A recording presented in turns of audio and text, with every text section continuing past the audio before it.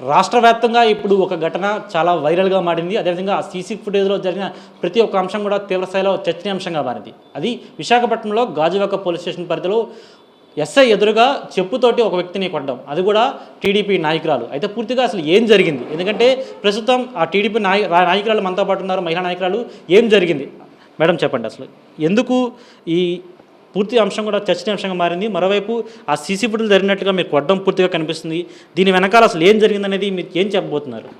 అందరికీ నమస్కారం అండి. ఈరోజు ఒక ఆడదానికి భూదేవుకున్నంత ఓర్పు, నేర్పు, సహనం అన్నీ ఉంటాయి.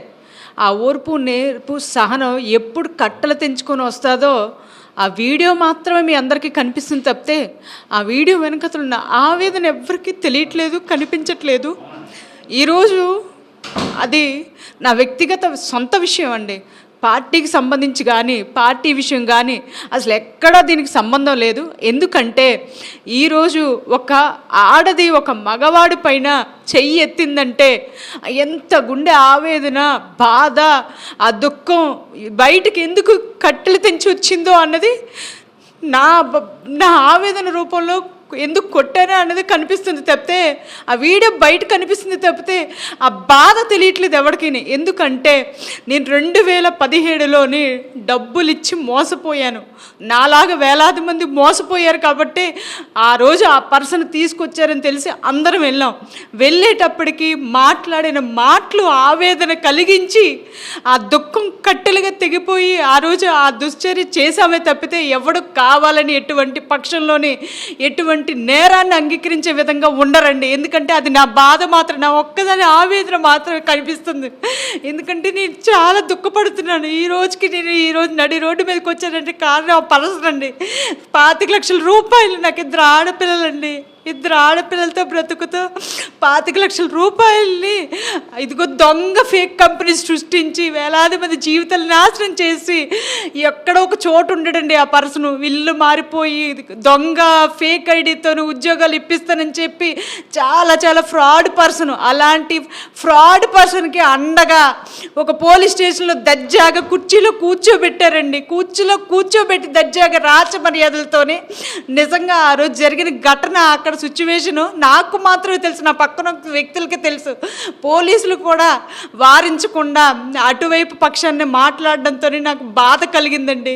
నిజంగా ఆడు మాటలు, దుర్భాషలు ఆడడం పక్కన పెట్టండి, మోసాన్ని పక్కన పెట్టండి, డబ్బును పక్కన పెట్టండి, కానీ ఒక ఆడదానికి కలిగిన ఆవేదన మాత్రం పక్కన పెట్టకండి దయచేసి. ఆ వీడియో నిజమే, కానీ ఒక ఆడదానికి నా ఆవేదన అర్థం చేసుకోండి. 2 ఆడపిల్లల తల్లిగా డబ్బు కోల్పోయి ఒక మాటలు కూడా శరీరానికి, గుండెకి తగిలిన మాటలు కూడా అంత ఘోరంగా మాట్లాడతారా అన్నది ఈరోజు ఆ వీడియో మాత్రం మీరు చూస్తున్నారు. కానీ నేనైతే వ్యక్తిగతంగా చాలా కుమిలిపోయి నలిగిపోతున్నాను ఆ డబ్బు గురించి. ఎందుకంటే ఈరోజు ఇల్లు ఆక్షన్కి వచ్చే పరిస్థితిలో ఉన్నానండి. నేను చెప్తున్నాను నిజంగాన అలాంటి ఫ్రాడ్కి నిజంగా నేరస్తుడికి కూడా వెనకాతల ఎంతమంది ఉన్నారు.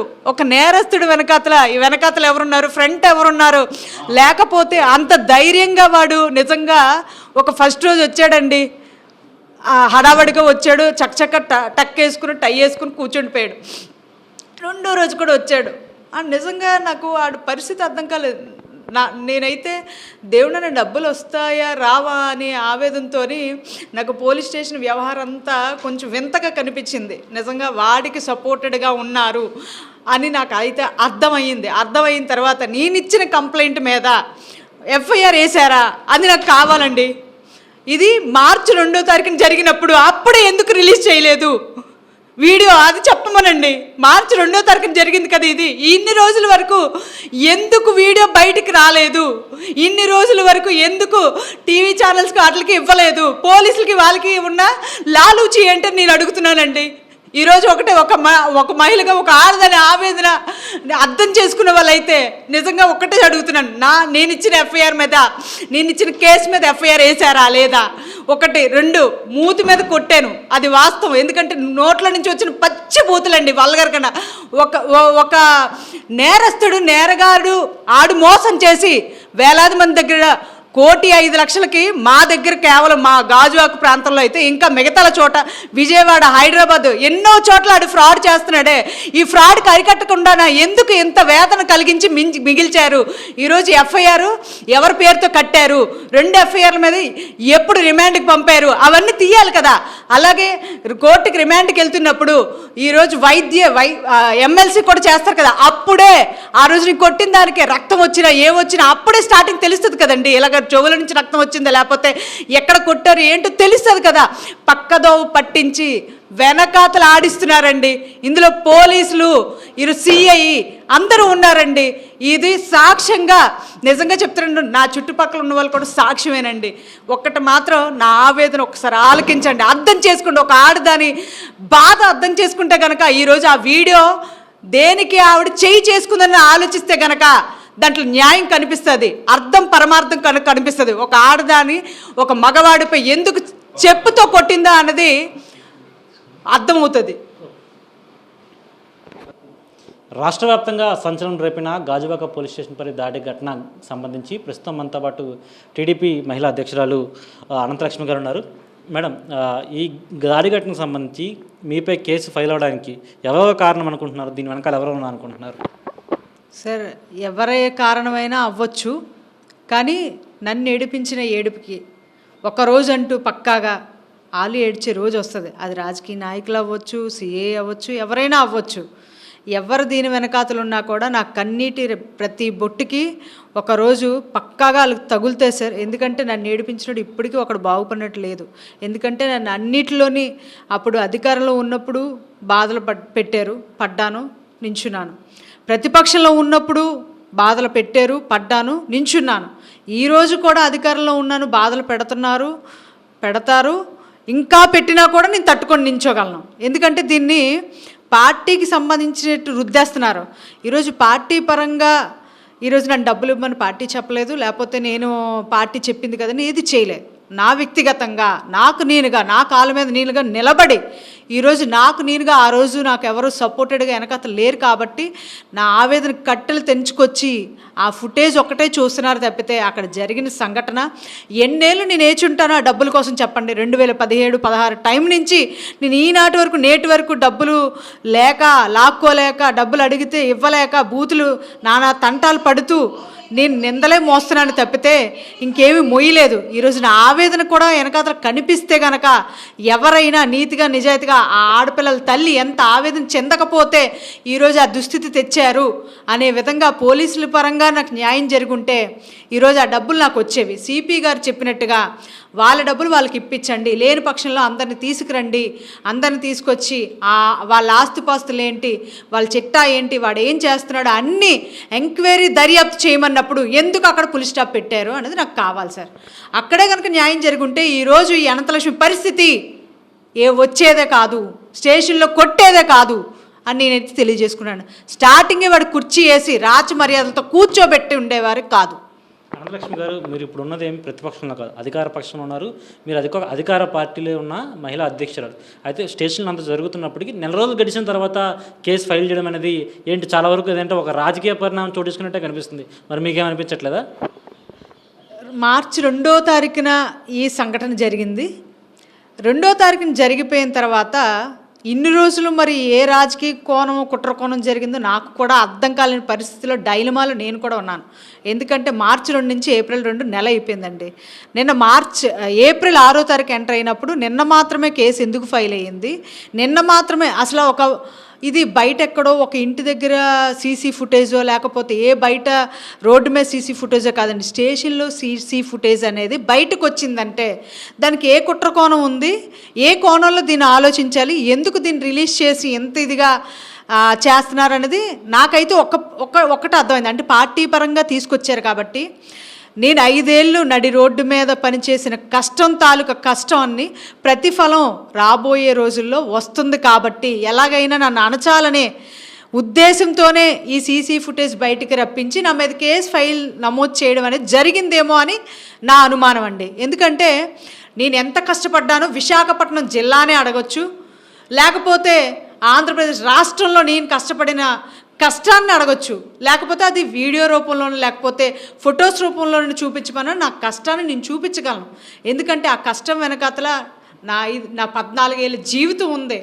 ఆ జీవితాన్ని దెబ్బ కొట్టే కోణంలోనే ఈరోజు రాజకీయ కుట్ర అలాగే పోలీసులు కుట్ర ఇందులో జరిగింది. కాబట్టి 2 నెలలకి ఈరోజు ఫుటేజ్ బయటకు వచ్చి నా మీద కేసు నమోదు చేయడం జరిగిందని మాత్రం నాకు కూడా అర్థమవుతుంది. ఎంత రాజకీయ కుట్రైనా ఎంత ఇదైనా కూడా భగవంతుడు అన్నోడి నుంచి తప్పించుకోలేము.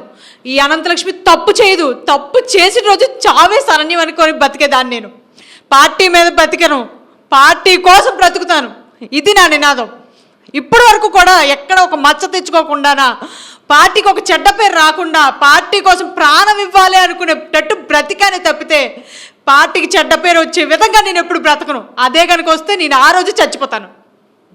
పూర్తిగా ఇప్పుడు ఎవరైతే మీరు ఎవరి బ్యాక్గ్రౌండ్లో ఉండి రాజకీయం చేసి ఇప్పుడు కేసు ఫైల్ చేయడానికి పూనుకున్నారో ఈ అంశం పూర్తిగా కూడా పార్టీ పెద్దలు మిమ్మల్ని అడిగినట్లయితే చెప్పడానికి మీరు సిద్ధంగా ఉన్నారా? ఏం జరిగింది అనేది మీ వివరణ ఇవ్వడానికి సిద్ధంగా ఉన్నారా? నేను నిజంగా పార్టీ హైకమాండ్ గారు నన్ను అడిగితే కనుక నేను వివరణ ఇవ్వడానికి సిద్ధంగా ఉన్నాను. ఎందుకంటే తప్పు చేయలేనప్పుడు నా వివరణ, నా కష్టం, నా బాధ నేను చెప్పుకోవడానికి సిద్ధంగా ఉన్నానండి. అడిగితే కనుక నేను నిజంగా చెప్పడానికి రెడీగా ఉన్నాను. నా బాధ ఏంటనేది చాలామంది ఇక్కడ డబ్బులు కోల్పోయి ఆవేదనతో నిరుపేద కుటుంబాలతో సహా నాలాంటి ఒక కుటుంబం కూడా ఉంది. కాబట్టి నేను చెప్పుకోవడానికి సిద్ధంగా ఉన్నానండి. అంటే ఈ విధంగా ఇబ్బంది పెట్టడం అంటే ఒక రాజకీయ కుట్ర నేపథ్యంలో నెల రోజుల తర్వాత కేసు ఫైల్ చేశారని చెప్తున్నారు కదా. పూర్తిగా కూడా ఇలాంటి ఘటనలు అంటే మీకు ఈ విధంగా రాజకీయ ప్రయాణంలో ఇబ్బంది పెట్టే దిశగా ఎప్పుడే అడుగులు ఎవరైనా వేశారా? ఇదే మొదటిసారి జరిగిందా? గతంలో ఎప్పుడైనా సరే ఇబ్బంది పెట్టే విషయం జరిగిందా? గతంలో నిజంగా నేను గాజు పెంకులు ముళ్ళ కంచెల మీద నడుచుకుంటూనే ఈరోజు ఈ అనంతలక్ష్మి ఎదిగిందండి. అడుగడుగున గాజు పెంకు వేస్తూనే ఉండేవారు, ముళ్ళ కంచెలు వేస్తూనే ఉండేవారు. రాజకీయ కుట్ర కోణాలు అన్నీ కాదండి.